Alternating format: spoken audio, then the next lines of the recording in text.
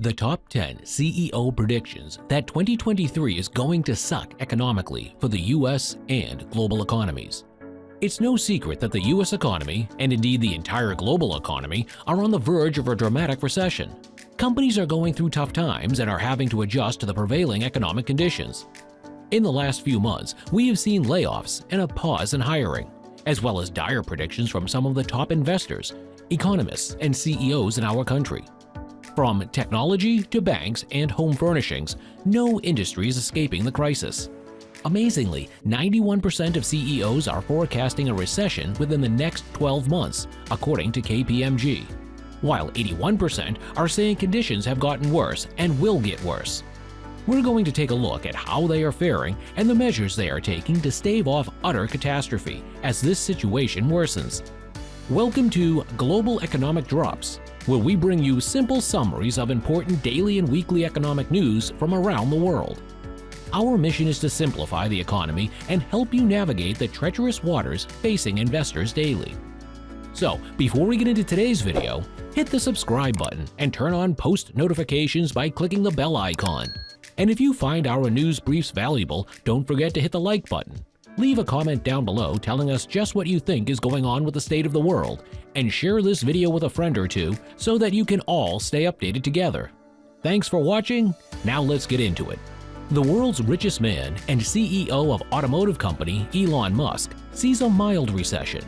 He said that during a shareholder meeting in July, his time frame 18 months. This is coming on the heels of instruction given to company executives to pause hiring. He also instructed to cut the workforce by 10% as he had a pretty bad feeling about the economy.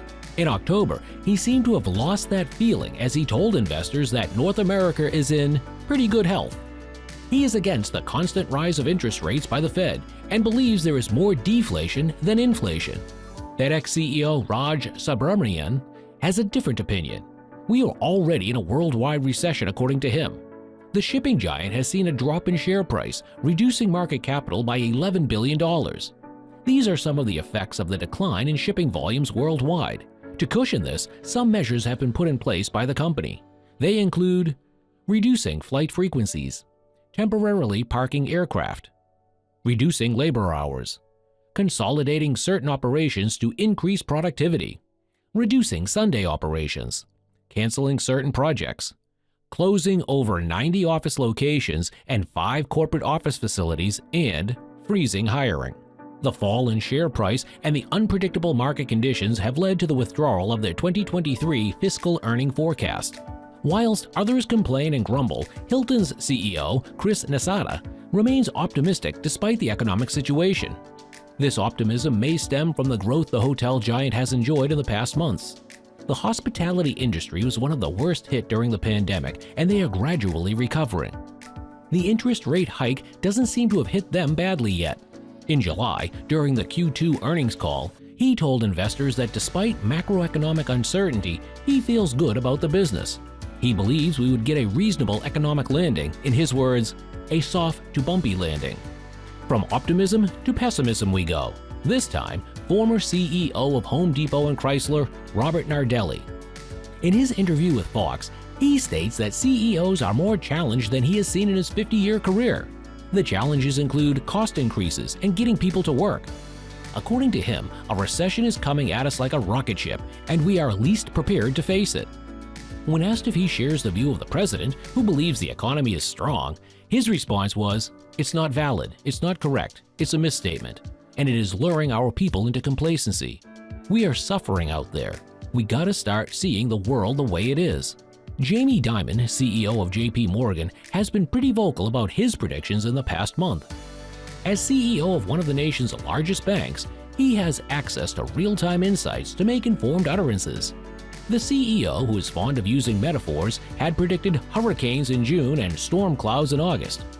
In his June hurricane prediction, he called for banks to be prepared and disclosed that JP Morgan was going to be conservative with their balance sheet to be ready for any economic shock. He believes the downturn would be a lot softer than he earlier predicted, although there is a 20 to 30% chance of a harder recession. Recent company reports show that savings are up when compared to this time last year and before the pandemic. However, he sees the savings depleting by mid-2023, and the volatility, war, and high rate would put a strain on future numbers. For David Solomon, Goldman Sachs CEO, his watchword is caution. He advises investors to be more cautious with their risk appetite.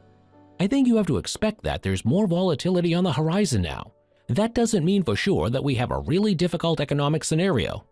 But on the distribution of outcomes, there is a good chance that we have a recession in the United States, he told CNBC. He also warned of a difficult environment for 2023 and advised risk managers to be adequately prepared. Citadel founder and CEO Ken Griffin wastes no time in blaming the government, as he believes they haven't done enough yet. He's expecting the government to continue what they are doing and re-anchor inflation expectations by the people. The people shouldn't take inflation north of 5% to be normal, as this might expect their psychology towards inflation. Like a lot of other CEOs, he admits there is a chance of a recession in the coming year. Everybody likes to forecast recessions, and there will be one. It's just a question of when, and frankly, how hard. Is it the possible end of 23 we have a hard landing? Absolutely, he told CNBC. The US isn't the only one with her economy in turmoil. Christian Sewing, CEO of German-based Deutsche Bank, feels the same way about Germany's economy. There is no way to avert a recession in Germany now, he believes. The German government has already told citizens to brace up for a recession. This is coming on the heels of record-high inflation in the country caused by scarcity of gas and electricity. He is sure that the economy is strong enough to cope if the central bank acts fast and decisively. He says that people still have savings from the pandemic to rely on, and most companies are sufficiently financed. He called on the government to decouple from China, as they have become far too dependent. The year has been a tough one, and software giant Microsoft isn't exempted. The company, which was thought to be recession-proof, has its CEO, Satya Nadella, saying no one has immunity against economic headwinds.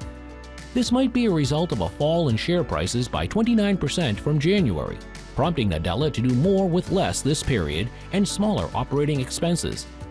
In October, we saw the layoff of nearly 1,000 workers, or 1% of their workforce.